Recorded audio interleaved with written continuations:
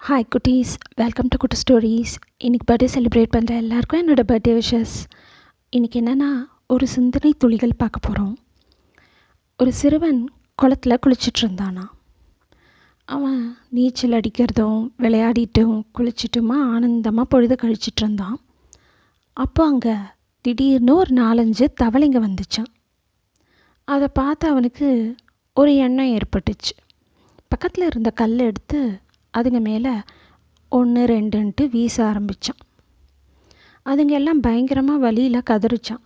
ஐயோ, எங்கள் மேலே கல் எரியாத எரியாத அப்படின்னு கத்திக்கிட்டே இருந்துச்சு.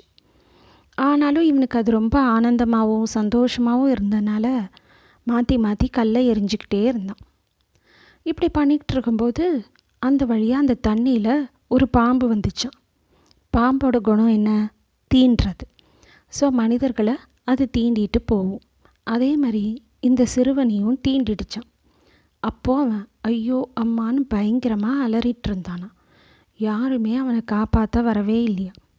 அப்போ தான் ஒரு தவளை வந்து அவன்கிட்ட சொல்லிச்சான், பாத்தியா, இதே மாதிரி தானே எங்களுக்கும் இருக்கும். நீ கல்லை வீசி எறியும் போது நாங்களும் இதே வழியில் தானே துடிச்சிருப்போம். அதனால் நீ இனிமே மற்றவங்களுக்கும் நல்லது செய்யறதையே பாரு.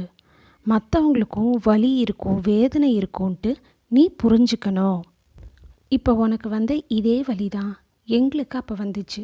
ஆனால் நீ புரிஞ்சிக்கவே இல்லை. நீ ஆனந்தமாக இருந்த. ஆனால் அதே அந்த பாம்பு தீண்டும்போது உன்னால் வலி தாங்க முடிஞ்சுதா? நீ எப்படி துடிச்சு போயிட்ட அப்படின்னு சொல்லிச்சான் அந்த தவளை. அந்த சிறுவனுக்கு அப்போ தான் புரிஞ்சுதான். அதோடு இல்லாமல் மன்னிப்பும் கேட்டானா. என்னடா இது, 5 அறிவு ஜீவன் தானேன்ட்டு நம்ம அந்த ஜீவன்களை என்றைக்குமே துன்புறுத்தல் கூடாது. ஏன்னா நமக்கு இருக்கிற அதே வழி தான் அதுங்களுக்கும் இருக்கும். என்ன குட்டீஸ், உங்களுக்கு இந்த கதை ரொம்ப பிடிச்சிருக்குன்னு நினைக்கிறேன். நாளைக்கு வேறு ஒரு கதையோடு உங்களை நான் சந்திக்கிறேன். Please like, share and subscribe and also don't forget to press the bell icon.